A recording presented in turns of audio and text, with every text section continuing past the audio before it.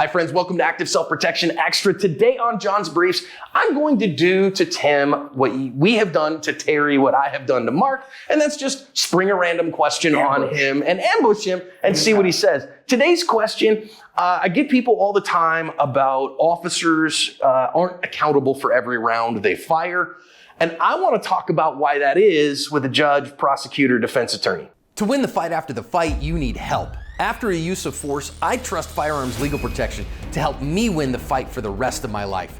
From their 24/7 attorney-answered hotline to coverage for the use of all legal tools, Firearms Legal Protection has you covered. Get a discount by signing up at the link below. So I hear this all the time, right? That first of all, people misunderstand qualified immunity, right? Remember, qualified immunity is about civil suits, not about criminal behavior. Right. And officers do tend to fire a good number of rounds if the gun is fired. And those rounds tend to not all go in the bad guy and off they go into the wild blue yonder. Thankfully, small bullets, big world. And so we very seldom see a significant problem, although we did in Los Angeles not too long ago. And you say, wait a minute, why isn't the officer charged with manslaughter or criminal negligence or something when a private citizen would be? Okay. And I want to know your thoughts on that.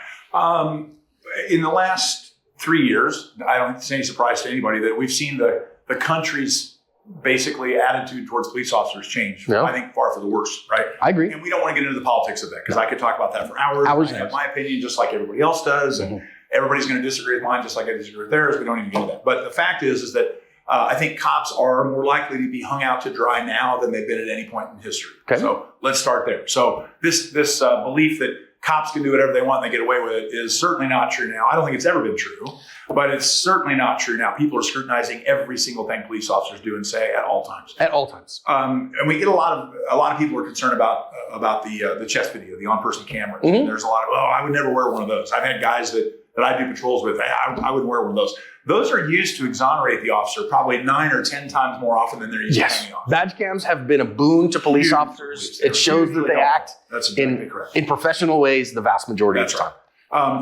But if the cop acted criminally, I think you can expect that the cop should, in fact, be prosecuted. Now, don't forget politics comes into play with this so much more than people realize. Yeah.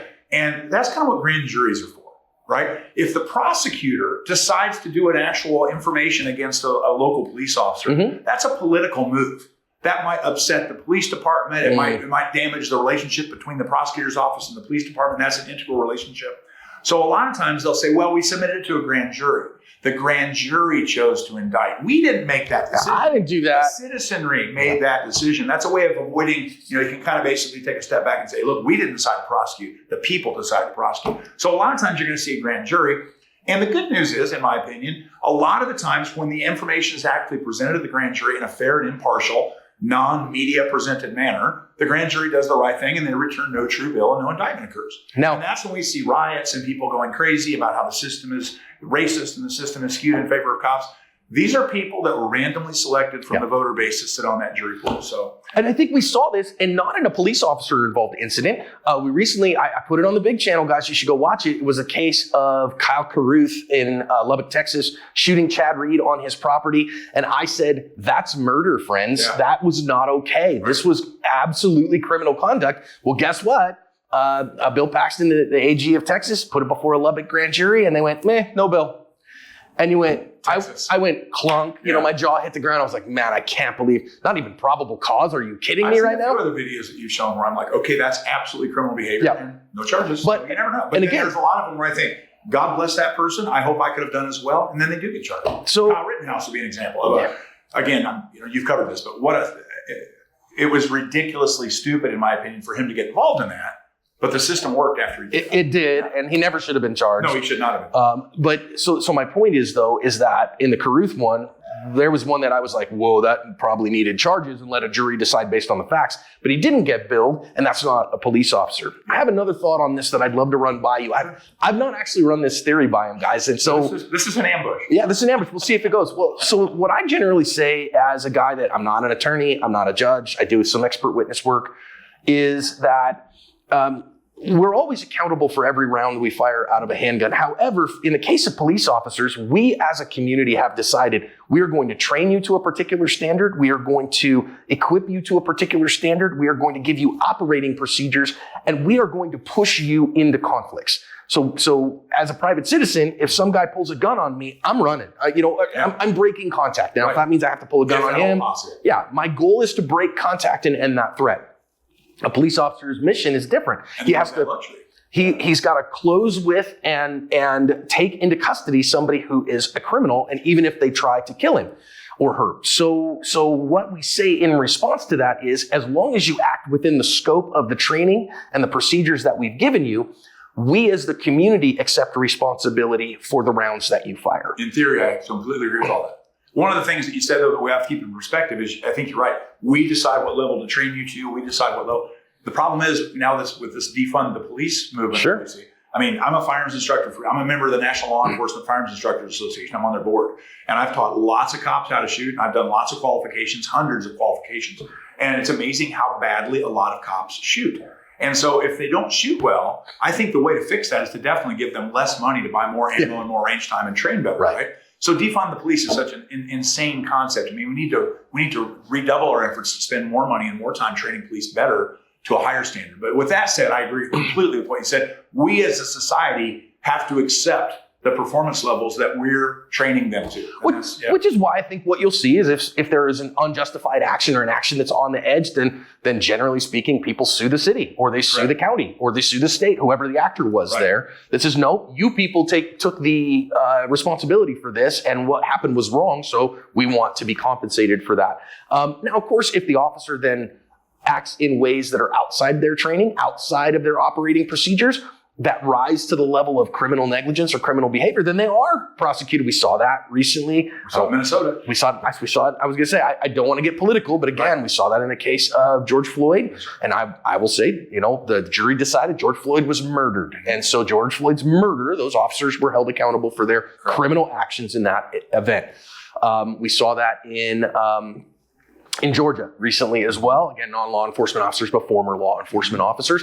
And so I think that standard actually works from the perspective of we hold ourselves to a standard. We say, hey, officers, we're going to train you to a standard. Now, as private citizens, we say, listen, here in Arizona, we led the way in the constitutional carry movement. Obviously, Vermont and Texas before us, always, but we were the first modern state to adopt constitutional carry. Now we're at half. We've just hit 50%. 50% of the states with constitutional carry. So we go, hey, you carry a gun, but we as a society, we do not train you. We do not teach you the standard of behavior. That's on you to hold. And we as a state do not accept any liability for your actions. And so you are accountable for those actions. Which is why it's so important. I've been a firearms instructor in CCW, as I know you have, for almost 30 years now. And there are so many people that buy a gun, put it in their glove box, buy a gun, put it in their nightstand, buy a gun, put it in their purse, and they're good to go. Right. They have zero training. And even if they are competent, and that's unfortunately more rare than we'd like to think, they can't prove their competence in court. Taking those classes will make you more competent. It also allows me to prove to a jury that you made the effort to become more competent. And that's very important. And that people don't realize there's two fights. There's the fight on the street that you want to survive. There's the fight in the courtroom that you got to survive. So I need ammunition to do that. If you have no training, if you have no CCW permit, how do I show the jury that you knew what the heck you were doing? Right. I can't. So officers, now in the civil side, they have not a unlimited immunity. It's called qualified immunity. Right. So a judge has an unqualified immunity in the performance of their duties. In theory. Yeah. And so in theory, again. If it's something pertaining to the case or decision or something they say in court, that's true. Right. I can't pull out a gun and shoot a juror. Well, okay, yes, right. Yeah. But in the performance of their duty. A couple of times. Never done.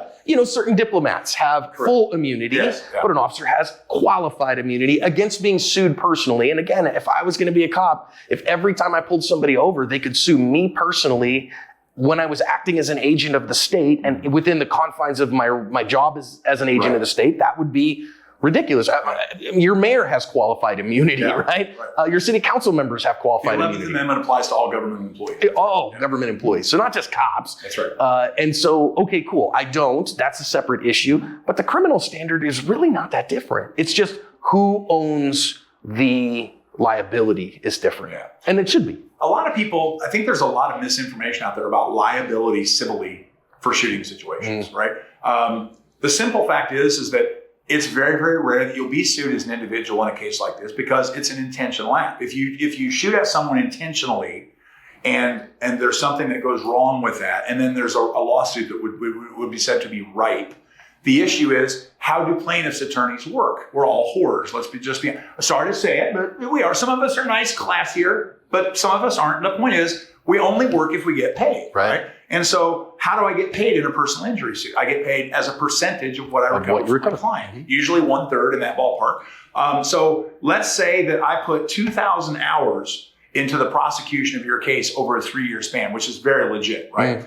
Most of my clients can't afford to front the costs necessary to prosecute that case. The expert witness fees, the travel expenses, deposition fees, all that stuff, that adds up really quick. Crazy fast. So I might have to front $100,000, $200,000 of my own cash to get that case to a jury, right? So now I've got, at $400 an hour, 2,000 hours, and $100,000 or $200,000 of my own cash into the case. I have $1 million. You get $1 million. I could have spent that hours hourly with some other client. I have $1 million invested in this case, which means at the $3 million recovery mark, I'm breaking even. Right. Above that, now it's a windfall, and I'm glad I took the case, right? It was worth the effort. Sure. Classic example, of course, O.J. Simpson. O.J. Simpson was found not guilty in a criminal case. Yes. He was found liable in a wrongful death suit. He was ordered to pay, as memory serves, about $88 million. And to my knowledge, to date, the attorneys have received less than $1 million, and the plaintiffs have received less than $0. Right.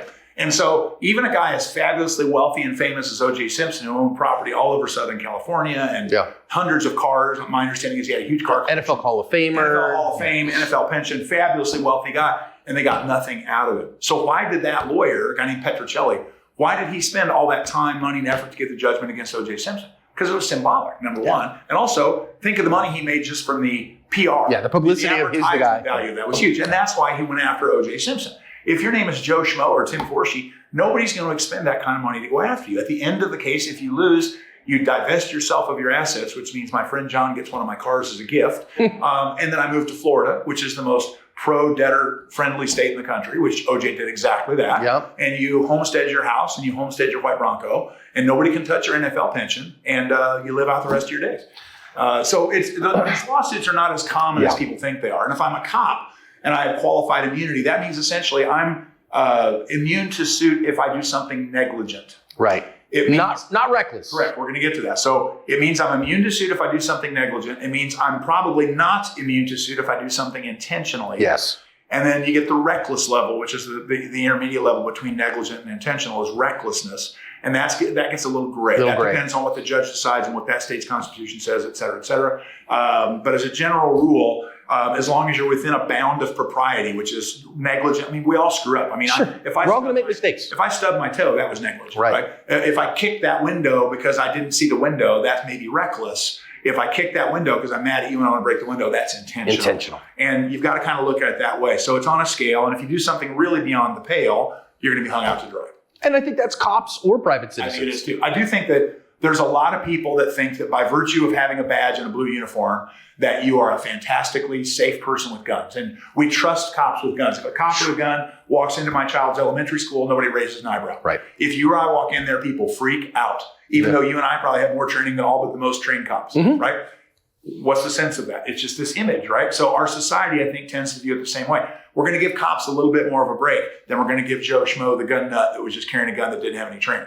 Well, let's find out if Joe Schmo had a lot of training before we make that decision, but prosecutors don't dig into it. And the average cop comes out of the academy with, probably 40 hours of firearms training, which is way more than most private citizens have. That's correct. And so they are at generally a better standard than their average. Threshold. Yeah, it's a better threshold, but still a very low one. Correct. I don't know, I've had around 1,200 hours of gun school in my life, so we've gone a little above that. And I know plenty of cops have too. Yeah. But so again, the standard really isn't that different, guys. It's just who accepts the liability on that criminal and civil side when you are on duty and acting within the confines of your work. And even that can rise to, gosh, you committed negligence. You in the case of the officer in Los Angeles who shot the young girl who was, behind the guy who was killing somebody. Terrible outcome, tragedy. Sophie's choice. What do you do? Yeah, I mean, terrible stuff. And we say all the time, you got to put the shot in the bad guy because otherwise you could miss and this could happen. But does that rise to he himself personally is criminally reckless in that. It wasn't criminally reckless. Was it negligent? Well, he neglected to take the right amount of caution to not shoot somebody that didn't need to be shot. Right. So he was negligent. But that's not reckless. You have to view that in the situation that he was in. Right. Right. And Monday morning quarterbacking is the bane. And that's hard. Cases. That's right. And I will tell you again, I've seen so many of these in private citizen instances that end up not getting charged, that end up, and the ones that do get charged make the national news. And so that's why we see them.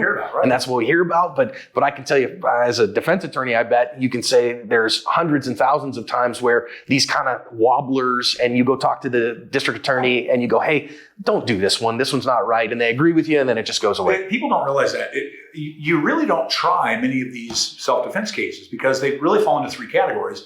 Either it was clearly criminal. What in the hell were you thinking? Right. Why did you do that? Which you see lots of those, obviously. Or it was clearly self-defense. And it's very rare that a knowledgeable defense attorney will say this was legitimate self-defense, and a knowledgeable prosecutor will say no, it wasn't. And it's only those cases that merit going to trial. Right. And that's really a vast minority. That's probably like 5 to 10%, if that. So that's why you don't hear the ones you do hear about make national news, but you don't hear about the hundreds and hundreds of them that don't. So you heard it from Tim. I don't think standards is different as you think it is. So let's quit freaking out about it. Yeah. All right. Let's find something else to freak out about.